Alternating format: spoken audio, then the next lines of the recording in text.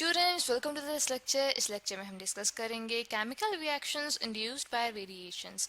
तो जैसे कि स्टूडेंट्स हम डिस्कस कर चुके हैं बहुत सी रेडिएशंस को, जैसे अल्फा रेज होती हैं, बीटा रेडिएशंस होती हैं, गैमा रेडिएशंस होती हैं।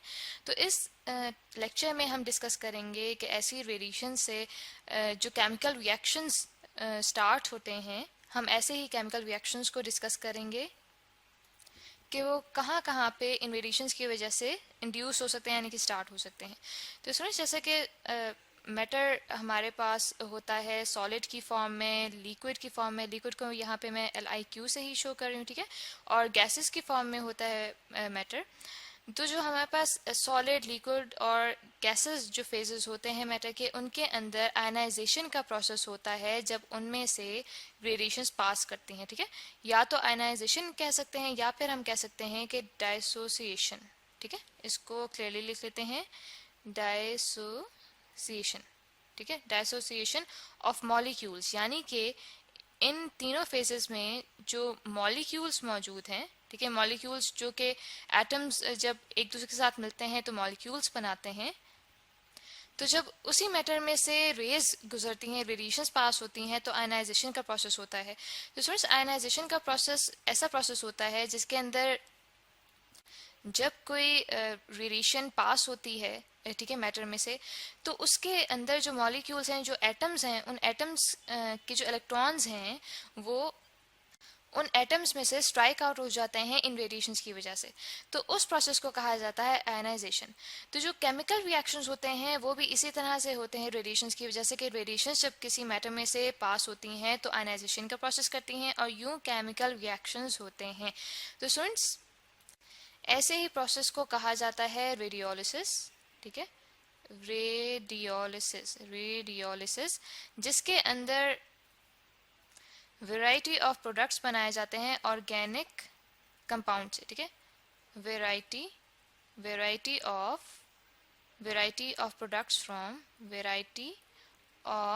Products from organic compounds.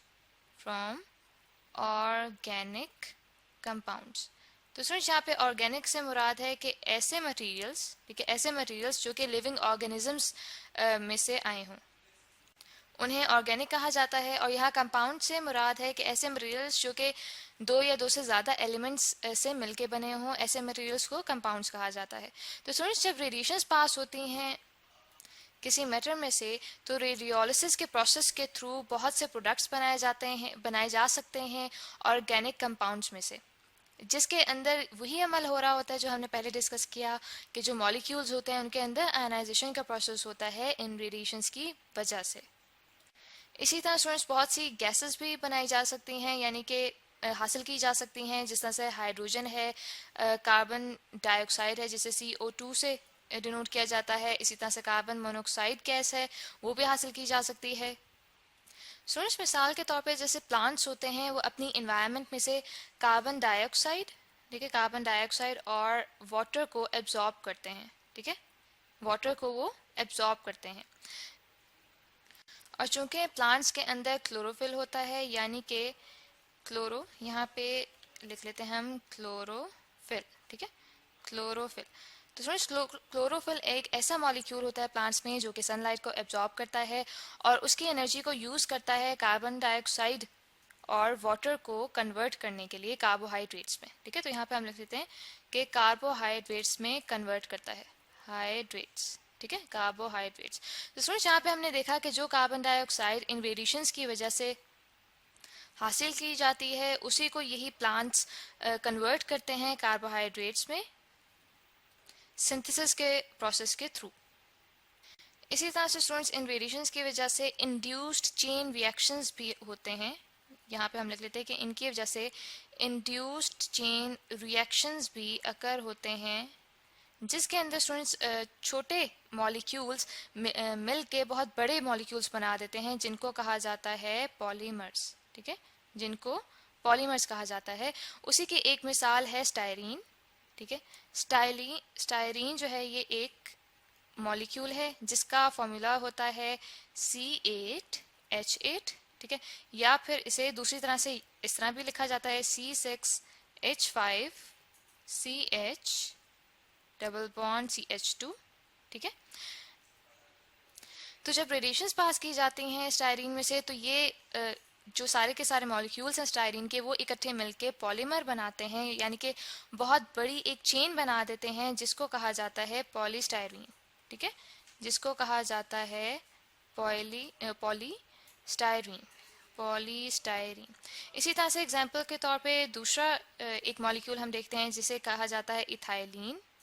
Ethylene. और स्टूडेंट्स, इथाइलिन का केमिकल फॉर्मूला होता है C2H4, या फिर इसे इस तरह भी लिखा जाता है H2C। ठीक है, H2C डबल बॉन्ड CH2। ठीक है। और स्टूडेंट्स, ये इथाइलिन भी इसी तरह से पॉलीमर में कन्वर्ट होता है रेडिएशंस के पास होने की वजह से, जिसे कहा जाता है पॉलीइथाइलिन। ठीक है, पॉलीइथाइलिन। इसी तरह से स्टूडेंट्स, अगर दो मॉलिक्यूल्स को मिक्स किया, दो टाइप के मॉलिक्यूल्स को अगर मिक्स किया जाए, ठीक है, यहाँ पे हम लिख देते हैं कि 2 टाइप्स ऑफ मॉलिक्यूल्स हमारे पास प्रेजेंट है। ठीक है, 2 टाइप्स ऑफ मॉलिक्यूल्स अगर उनको मिक्स किया जाए, ठीक है, तो उनके अंदर एक्सचेंज होगा रेडिकल्स का। ठीक है, एक्सचेंज ऑफ रेडिकल्स।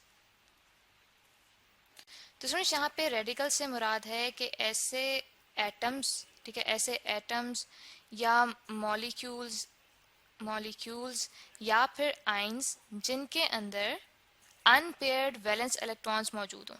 ठीक है, अनपेयर्ड वैलेंस इलेक्ट्रॉन्स मौजूद हों। इलेक्ट्रॉन्स को मैं यहाँ पे ES से रिप्रेजेंट कर रही हूँ। तो स्टूडेंट्स, जब एक्सचेंज ऑफ रेडिकल्स होगा तो इसको टेस्ट करने के लिए रेस को यूज़ किया जाता है।